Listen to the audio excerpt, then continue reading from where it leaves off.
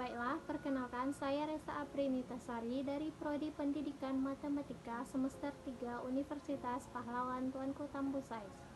Baiklah, di sini saya akan menjelaskan tentang beberapa materi pelajaran tentang psikologi pendidikan yang terdiri dari 6 materi pembelajaran. Baiklah, materi yang pertama di sini kita akan membahas tentang pentingnya domain afektif dalam belajar matematika.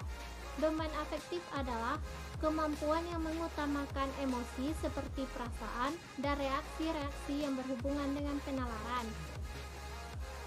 Domain afektif berkaitan dengan aspek emosional seperti perasaan, minat, sikap, dan sebagainya. Selanjutnya, menurut Bloom, domain afektif terbagi menjadi beberapa bagian. Yang pertama yaitu penerimaan. Penerimaan yaitu kesediaan untuk menyadari adanya suatu fenomena di lingkungannya. Dalam pengajaran bentuknya berupa mendapatkan perhatian, mempertahankannya, dan mengarahkannya. Yang kedua yaitu tanggapan. Tanggapan yaitu memberikan reaksi terhadap fenomena yang ada di lingkungannya, meliputi persetujuan, kesediaan, dan kepuasan dalam memberikan tanggapan. Yang ketiga yaitu penghargaan. Penghargaan yaitu berkaitan dengan karya atau nilai yang ditetapkan pada suatu objek, fenomena, atau tingkah laku. Penilaian berdasarkan pada internalisasi dari serangkaian nilai tertentu yang diekspresikan ke dalam tingkah laku. Dan yang keempat yaitu pengorganisasian. Pengorganisasian yaitu memadukan nilai-nilai yang berbeda, menyelesaikan konflik di antaranya, dan membentuk suatu sistem nilai yang konsisten. Selanjutnya, yang kelima yaitu karakterisasi berdasarkan nilai-nilai. Karakterisasi berdasarkan nilai-nilai yaitu memiliki sistem nilai yang mengendalikan tingkah lakunya sehingga menjadi karakteristik gaya hidupnya. Selanjutnya, aspek afektif menunjuk pada perilaku siswa yang dihubungkan dengan perasaan dan emosi. Nah, baiklah, selanjutnya di sini kita akan membahas tentang materi pembelajaran psikologi yang kedua yaitu tentang konsep motivasi. Yang pertama di sini kita akan membahas tentang pengertian motivasi terlebih dahulu. Apa sih itu motivasi? Motivasi menurut KBBI yaitu dorongan yang timbul dalam diri seseorang secara sadar maupun tidak sadar untuk melakukan suatu tindakan dengan tujuan tertentu. Selanjutnya, di sini kita akan membahas tentang apa sih fungsi motivasi itu. Fungsi motivasi terbagi menjadi 3. Yang pertama yaitu mendorong manusia untuk berbuat atau bertindak.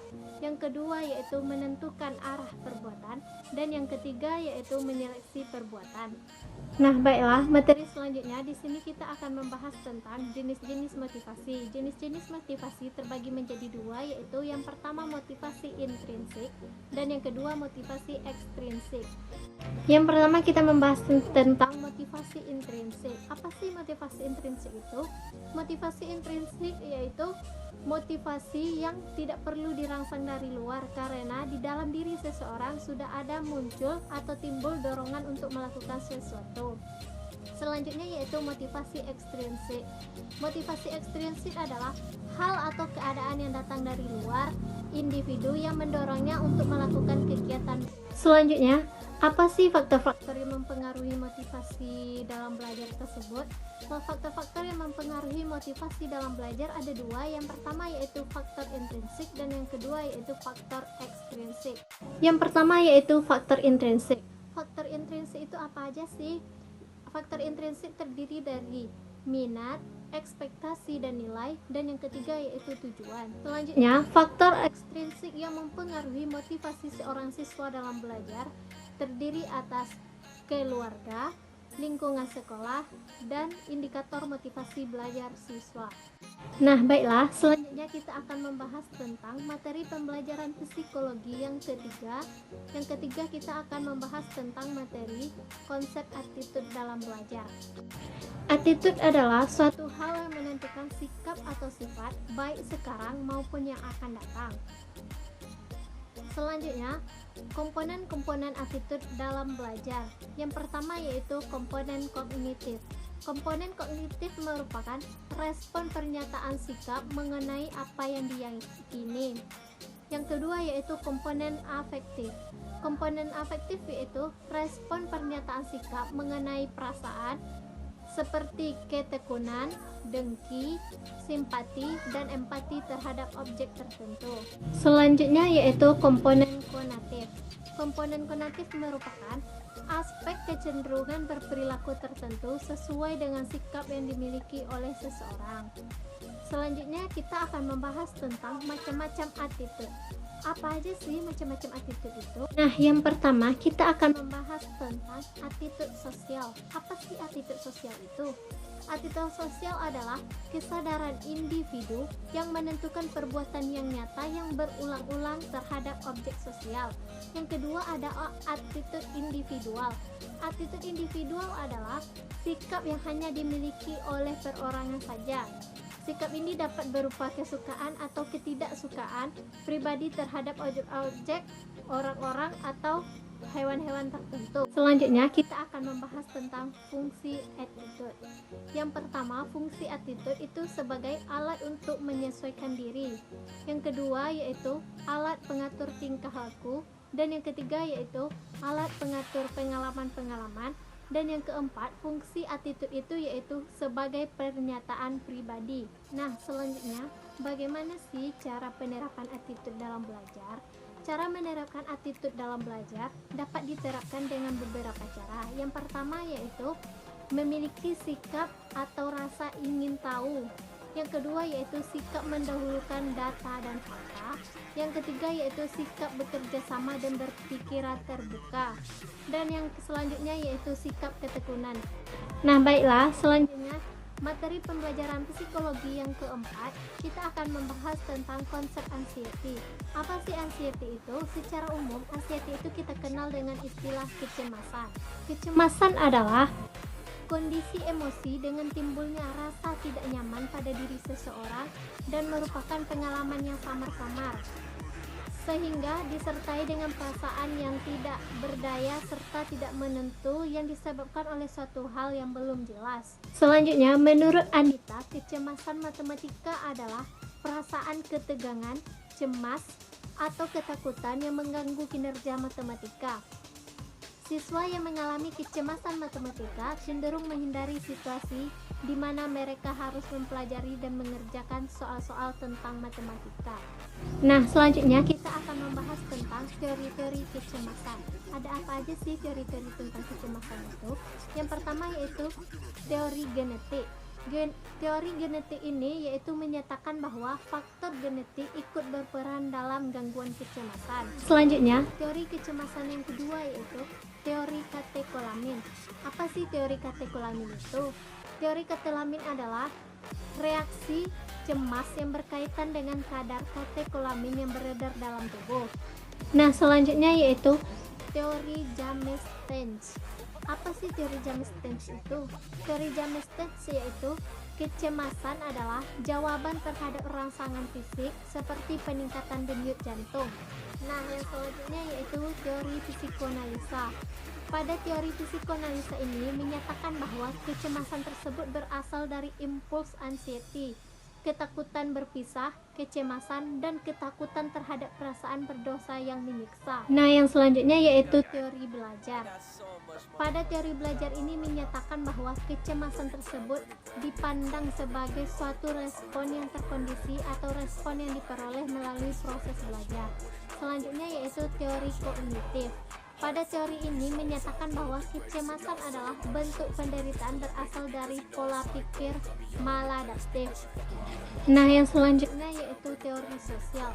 Pada teori sosial ini menyatakan bahwa kecemasan tersebut sebagai salah satu respon terhadap lingkungan. Yang selanjutnya yaitu teori eksistensi.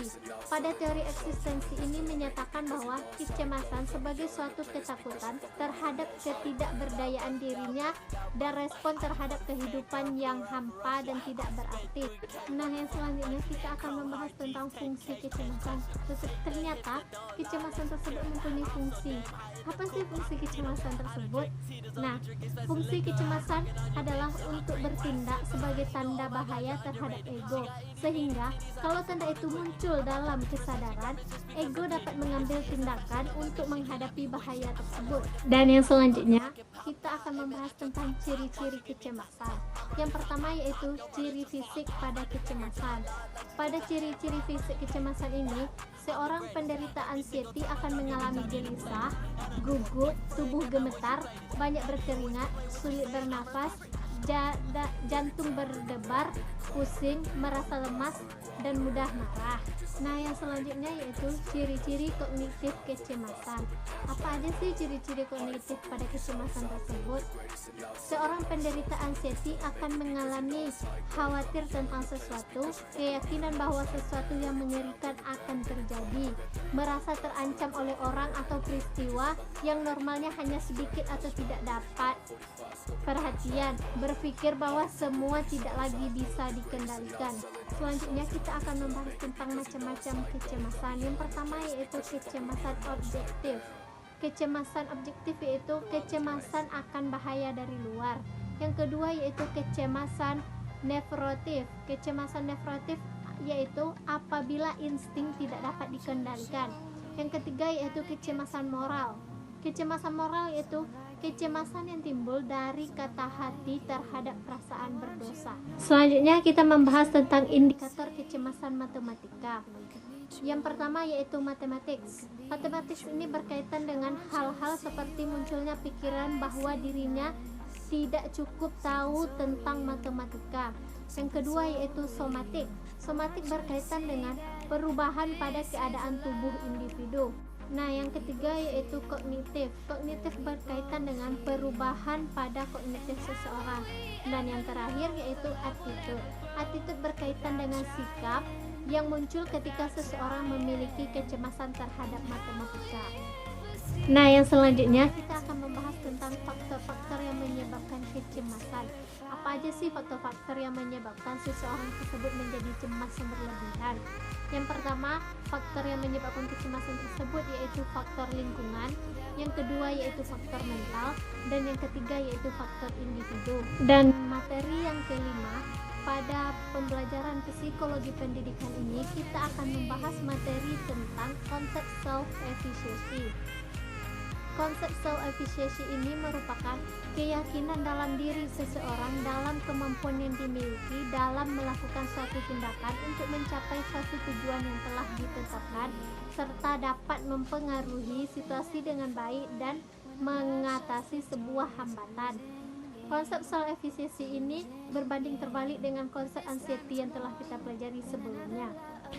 Jika self-efficacy ini kita artikan sebagai sikap yang dimiliki seseorang itu tersebut, yaitu memiliki sikap percaya diri yang terlalu berlebihan, maka berbanding terbalik dengan konsep anxiety yang telah kita pelajari sebelumnya, yaitu tentang sikap seseorang yang memiliki kecemasan yang terlalu berlebihan.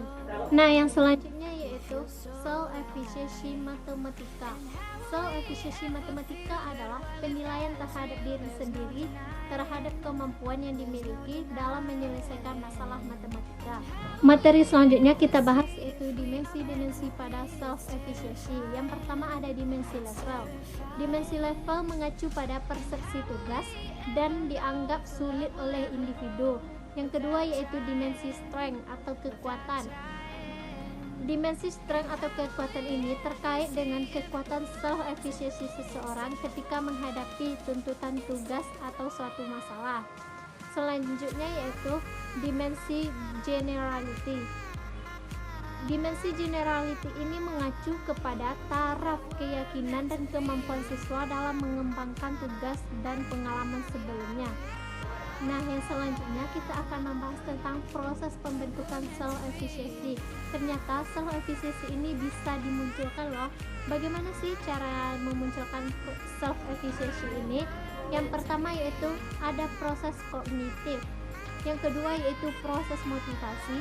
Yang ketiga yaitu proses afeksi. Dan yang keempat yaitu proses seleksi.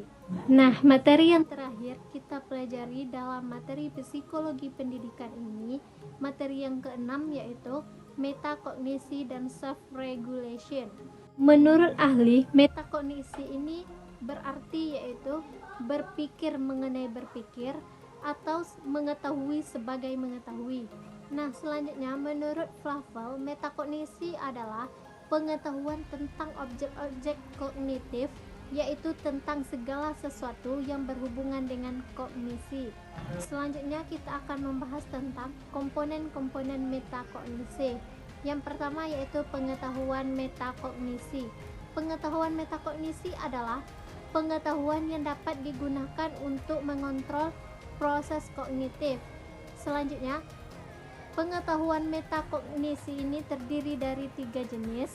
Yang pertama yaitu pengetahuan deklaratif, yang kedua yaitu pengetahuan prosedural, dan yang ketiga yaitu pengetahuan kondisional. Yang selanjutnya yaitu pengetahuan metakognisi terdiri dari beberapa proses. Yang pertama yaitu proses perencanaan, yang kedua yaitu proses pemantauan, dan yang ketiga yaitu proses evaluasi.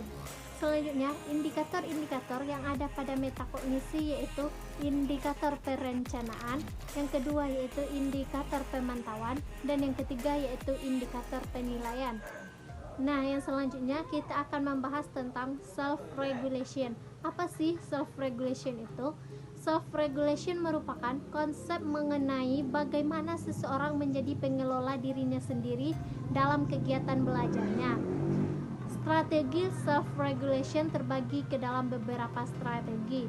Yang pertama yaitu evaluasi terhadap kemajuan tugas, yang kedua yaitu membuat rencana dan tujuan belajar, yang ketiga mengatur materi pelajaran, yang keempat mencari informasi, yang kelima mencatat hal-hal yang penting, dan yang keenam mengatur hitungan belajar. Yang terakhir kita akan membahas tentang fase-fase dalam self-regulation. Ternyata self-regulation ini terbagi ke dalam beberapa fase. Yang pertama, fase perencanaan, yang kedua yaitu fase monitoring, yang ketiga yaitu fase aktivitas kontrol, dan yang terakhir yaitu fase evaluasi. Baiklah, sampai di sinilah video pembelajaran tentang psikologi pendidikan yang saya jelaskan. Semoga bermanfaat. Wassalamualaikum warahmatullahi wabarakatuh.